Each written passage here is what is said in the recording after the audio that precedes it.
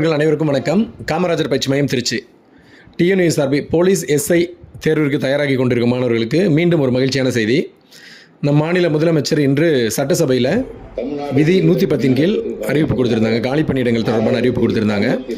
அதில் வர நிதியாண்டில் சுமார் 75,000க்கும் மேற்பட்ட காலி பணியிடங்கள், அரசு பணியிடங்கள் நிரப்பப்படும் என்றும், அதில் டிஎன்பிஎஸ்சி மற்ற தேர்வு வாரியங்கள் போக டிஎன்யூஎஸ்ஆர்பி மூலமாக, Tamil Nadu uniformed services recruitment board மூலமாக, அதாவது போலீஸ் அண்ட் எஸ்ஐ, இதில் 6,688 காலி பணியிடங்கள் இந்த நிதியாண்டில் நிரப்பப்படும் அப்படின்ற ஒரு அறிவிப்பு கொடுத்துருக்காங்க.